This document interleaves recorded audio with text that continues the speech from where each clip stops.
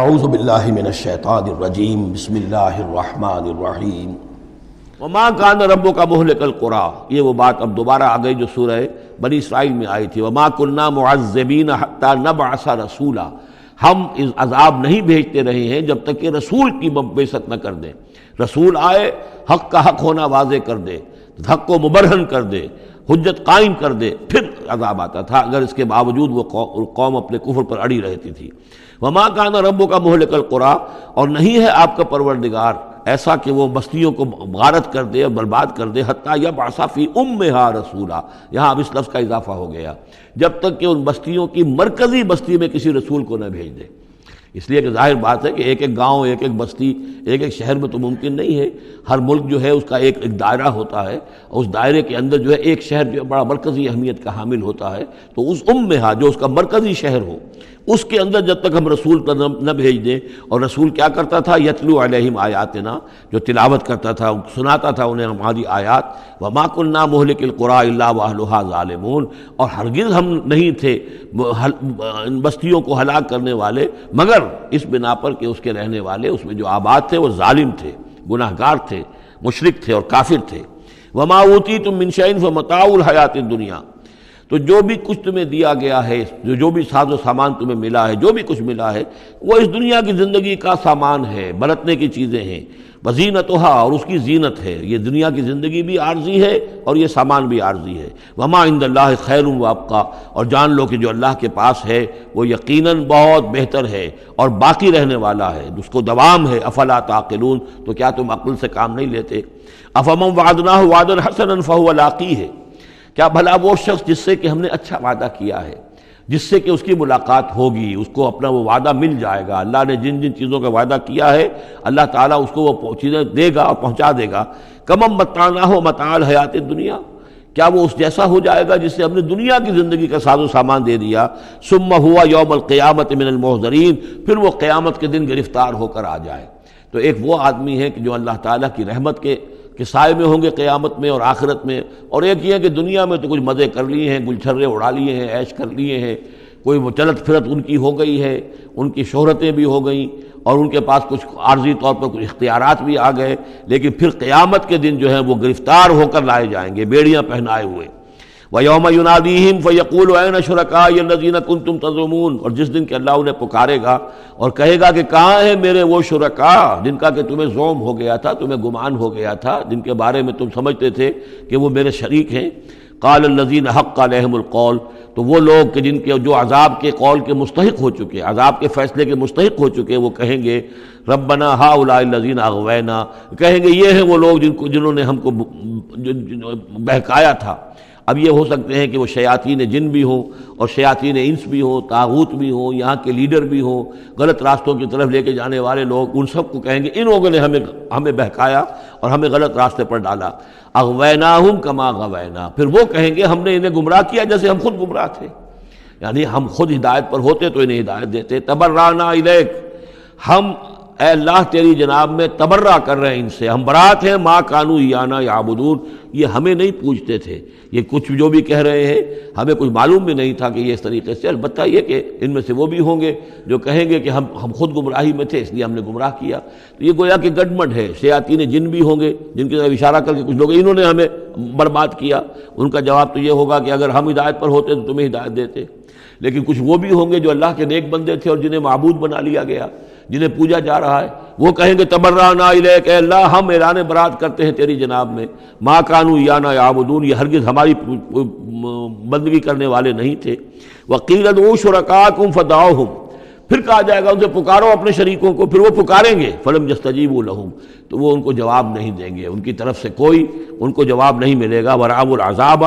اور پھر وہ دیکھیں گے عذاب کو، لو انہم کانوا یہتدون، کاش کہ کسی طریقے سے وہ ہدایت پائے ہوئے ہوتے۔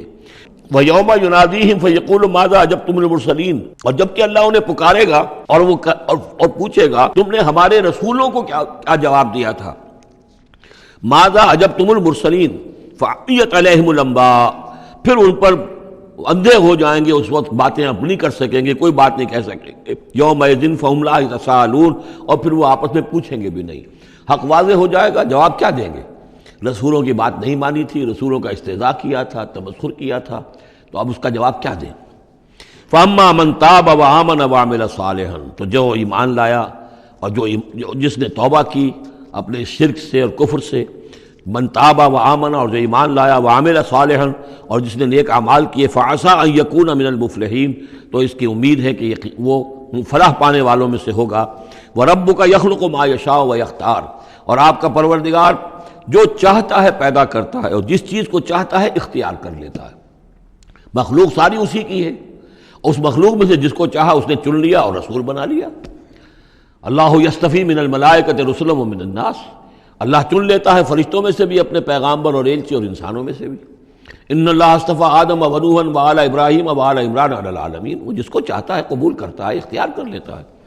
وربک یخلق ما یشاء ویختار ما کان لهم الخیرہ، ان کے ہاتھ میں کوئی اختیار نہیں ہے، ان کے پاس کوئی آپشن نہیں ہے۔ سبحان اللہ و تعالی عما یشرکون، یہ تو اللہ تعالیٰ ہی ہے جو جس کی ذات بلند و بالا ہے، اور یہ تمام شرک جو یہ کر رہے ہیں ان تمام اوہام سے اور ان کے من گھڑت عقیدوں سے، وہ وراء الورا ہے، وراء الورا ہے، منزہ ہے، اعلیٰ ہے، عرفہ ہے۔ وَرَبُّكَ يَعْلَمُ مَا تُكِنُّ صُدُورُهُمْ وَمَا يُعْلِنُونَ، اور آپ کا رب خوب جانتا ہے جو کچھ کہ ان کے سینے چھپائے ہوئے ہیں اپنے اندر، جو بھی ان کے اندر ہے، یعنی اندر تو ان کے گواہی موجود ہے کہ یہ قرآن حق ہے، محمد حق ہے، یہ بات جو آ رہی ہے صحیح ہے، دل گواہی دے رہا ہے، لیکن اپنی ضد اور ہٹ درمی کی وجہ سے اسے چھپائے ہوئے ہیں۔ اپنے اس ایمان کو تو انہوں نے چھپا کر رکھا ہوا ہے، اور ظاہر کر رہے ہیں، اعتراضات کر رہے ہیں، یہ کر رہے ہیں کیوں نہیں دیا گیا ویسا ہی جیسا کہ موسیٰ کو دیا گیا تھا، کیوں نہیں کوئی نشانی ان کو دی جاتی۔ وَرَبُّكَ يَعْلَمُ مَا تُكِنُّ صُدُورُهُمْ وَمَا يُعْلِنُونَ، اور آپ کا رب خوب جانتا ہے جو کچھ کہ ان کے سینے چھپائے ہوئے ہیں اپنے اندر، اور جو کچھ کہ وہ ظاہر کر رہے ہیں۔ وَهُوَ اللَّهُ لَا إِلَٰهَ إِلَّا هُوَ، اور وہی ہے اللہ کہ جس کے سوا کوئی الہ نہیں ہے۔ لَهُ الْحَمْدُ فِي الْأُولَىٰ وَالْآخِرَةِ، اسی کے لیے حمد ہے، تعریف ہے، دنیا میں بھی آخرہ میں بھی۔ یہاں آخرت کے مقابلے میں اولا، پہلی زندگی ہماری یہ زندگی دنیا کی ہے، آخرہ وہ ہماری پچھلی زندگی ہے۔ لہ الحمد فی الاولی والآخرہ، اسی کے لیے حمد ہے، تعریف ہے، ثنا ہے، دنیا میں بھی اور آخرت میں بھی۔ وَلَهُ الْحُکْمُ، اسی کے لیے حکم ہے، حاکمیت اسی کی ہے، حکم دینے کا اختیار اسی کو حاصل ہے، حلال اور حرام کا اسی کے پاس اختیار ہے کہ جس شخص کو چاہے وہ حلال قرار دے اور جس شے کو چاہے حرام قرار دے۔ وَإِلَيْهِ تُرْجَعُونَ، اور اسی کی طرف تمہیں لوٹ کر جانا ہے۔